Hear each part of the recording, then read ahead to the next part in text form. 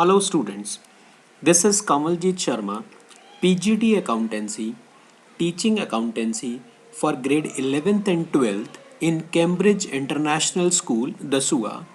This is the e-learning platform initiated by Cambridge International School, DASUA during the crisis time of this COVID-19. I hope this platform will help you to study at home very conveniently. This session is for the subject of accountancy for grade 12th commerce. Today we will start the chapter number 1, that is accounting for not for profit organizations. This is also called non profit organizations, that is NPO. In this chapter, we will cover the topics like meaning and concept of not-for-profit organization, characteristics or you can say features of not-for-profit organization, difference between a not-for-profit organization and profit-earning organization, then meaning and features of receipts and payments account, difference between receipts and payment account and cash book, meaning and features of income and expenditure account, difference between income and expenditure account and profit and loss account, difference between receipts and payment account and income and expenditure account, then fund based accounting and preparation of income and expenditure account and balance sheet from receipt and payment account with additional information. सो आज हम सीखेंगे calculation of consumable items. Calculation of consumable items. अब ये consumable items क्या होती हैं? Consumable items means जो रोजमर्रा की ज़रूरतों में इस्तेमाल होंगी और वो अपना एग्जिस्टेंस खो देंगी, जैसे स्टेशनरी हो गया, sports material in A sports club, medicine in A charitable dispensary और हॉस्पिटल। सबसे पहले हम total amount paid during the year, जो भी हमें रिसीट एंड पेमेंट अकाउंट में इंफॉर्मेशन दी होगी उसके according total amount paid during the year जो है वो यहाँ पर लिख देंगे। उसके बाद अगर हमारे पास ओपनिंग स्टॉक अवेलेबल है, if there is opening stock that is stock in the beginning, तो वो यहाँ लिख देंगे। फिर उसके बाद अगर क्लोजिंग स्टॉक भी है तो वो हम लेस कर देंगे। ओपनिंग स्टॉक इसलिए ऐड करेंगे क्योंकि वो इस साल यूज हो जाएगा। क्लोजिंग स्टॉक साल के एंड में बैलेंस बच जाएगा, वो यूज नहीं होगा, इसलिए क्लोजिंग स्टॉक जो है वो लेस कर देंगे। Outstanding at the end of the year, that is वो इस साल का कंजम्पशन था जो हमने अभी तक पे नहीं किया, that is bill dues but not paid. So outstanding at the end of the year related to current year, इसलिए इस साल में वो ऐड होंगे। और outstanding in the beginning related to the previous year, जो साल बीत गया इसलिए उसमें से माइनस कर दिया जाएगा। Then add advance in the beginning. अब इस साल के शुरुआत में बिगनिंग में अगर हम किसी को पैसे देंगे तो वो इसी साल के लिए पे करेंगे, तो ऑब्वियसली वो इस साल की इनकम है वो ऐड हो जाएगी। और इस साल का एक्सपेंस है वो यहाँ कंज्यूम हो जाएगा। और advance at the end of the current year वो आने वाले साल के लिए है, तो आने वाले साल के लिए मतलब आने वाले साल का खर्चा, इसलिए वो लेस हो जाएगा। अब उसके बाद प्लस माइनस करने के बाद यहां आएगा जो amount to be debited in income and expenditure account, जो भी आप कंज्यूम करोगे एग्जैक्टली वो यहां पर डेबिट हो जाएगा। अगर क्वेश्चन में टोटल परचेजेस दिए हैं, ना कि, अब आपने एक बात ध्यान रखनी है कि अगर तो टोटल अमाउंट पेड दिया है तो फिर तो इस तरह से सारा चीजें होंगी, और अगर टोटल परचेजेस गिवन है तो फिर आप ये सब नहीं करेंगे। फिर आप सिंपली आप क्या करेंगे कि ओपनिंग स्टॉक जो है उसको आप इसमें ऐड कर देंगे और क्लोजिंग स्टॉक को माइनस कर देंगे। You will get your answer. समझे? तो इस तरह से आपने इसको ट्रीट करना है। Now we will move to the calculation of expenses. Just like consumable items, total amount paid during the year यहाँ सबसे ऊपर लिख देंगे। वही same outstanding at the end of current year related to this year add हो जाएगा, outstanding in the beginning related to the previous year minus हो जाएगा, prepaid किया है तो इस साल के लिए ही पे किया होगा, add हो जाएगा, और इस साल के एंड में अगर आप जाके किसी को प्रीपेड करोगे वो आने वाले साल के लिए है, इसलिए वो लेस हो जाएगा। तो नेट अमाउंट जो भी डेबिट या क्रेडिट सॉरी एक्सपेंसेस हैं तो डेबिट होगा, वो इनकम एंड एक्सपेंडिचर अकाउंट में आप इस तरह से कैलकुलेट कर लेंगे। इसके बाद आपका आता है calculation of incomes. Calculation of incomes में क्या होगा, just like subscription, total amount received हमने लिख लिया। अब इनकम्स एक्रूड या अनअर्न इनकम होती है, तो accrued means earn but not receive, तो वो ऐड हो जाएगी एंड ऑफ द ईयर वाली, और एक्रूड इन द बिगनिंग वो माइनस हो जाएगी। कौन सी वाली, बिगनिंग वाली, क्योंकि वो इस साल की इनकम नहीं है, साल के शुरुआत में एक्रूड थी, इसका मतलब पिछले साल कमाई थी। और unearned in the beginning of the current year, मतलब इस साल के शुरू में किसी ने एडवांस हमें पैसा दिया तो इसी साल के लिए दिया, बट इस साल के एंड में अगर कोई एडवांस देगा तो वो हमारे लिए क्या होगा, आने वाले साल के लिए होगा, इसलिए लेस कर देंगे। तो ये amount to be credited in income and expenditure हमारे पास निकल के आ जाएगा। Let us discuss about the format of receipts and payment account. It is a T-shape account. The left hand side is called the debit side and right hand side is the credit side. On my left hand side, there are receipts.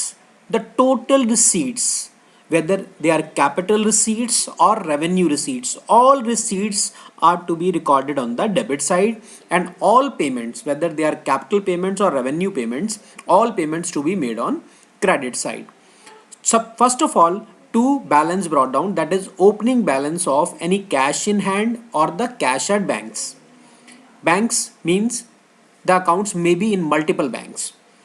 Then after that, two subscription. Subscription is the annual amount received from the members of the organization for its maintenance and other expenses. Then general donations, that is donation received from the members as well as non-members. Then entrance or admission fees, general grants, sale of newspaper or grass in case of sports club or complexes, sale of old used sports material in case of sports complexes, interest on investments if there are any investments made by the non-profit organization, income from concerts or the lectures, then the dividends received from the investments, then rent received from the sublets or the rent received from the halls, interest received, miscellaneous receipts, life membership fees received from the members, then subscription for specific purpose, donation for specific purpose, legacies, endowment funds, sale of fixed assets, then receipt on account of special fund, that is match fund, prize fund, all these. Then we come to payment side. By balance brought down in case if there is any bank overdraft. Then by salaries, by rent, postage expenses, newspaper and magazines, repairs, audit fees, maintenance expenses, insurance premiums, secretary's honorarium, honorariums other than secretary, municipal taxes, prizes distributed, office expenses, expenses on any charity show or any entertainment show, then miscellaneous payments, then purchase of fixed assets like furniture or any other asset, then sports equipment, investments made, by books purchased, then repayment of any loan or the renovation or the purchase of a new building. Then there is balance CD, that is closing balance of cash or closing balance of bank. In case of bank, there may be payments are more than the receipts in case there is two balance CD, that is bank overdraft at the end. अब हम try करते हैं कुछ questions जो हमने करने हैं। ये है सबसे पहला simple question receipt and payment account का। क्वेश्चन नंबर 1 में देखो क्या लिखा है, आपको रिसीट एंड पेमेंट अकाउंट बनाना है, इंफॉर्मेशन गिवन है आपके पास। तो सिंपली आप एक बात देखो यहाँ पे कि जो भी आपको सिंपल इंग्लिश समझ पढ़ के सिर्फ इतना समझ में आ जाए कि अगर पैसा ऑर्गेनाइजेशन में आ रहा है या जा रहा है तो वो आप यहाँ से रिकॉर्ड कर सकते हैं। सबसे पहले तो आपको क्या चाहिए होता है, ओपनिंग कैश। ये आप सबसे पहले opening cash to balance brought down, that is cash in hand, already आपके पास कैश है। सब्सक्रिप्शन का मतलब सब्सक्रिप्शन रिसीव्ड ही हुआ होगा, डोनेशन रिसीव ही हुई होंगी, एंट्रेंस फीस रिसीव ही हुई होंगी, रेंट रिसीव्ड साफ साफ लिखा है।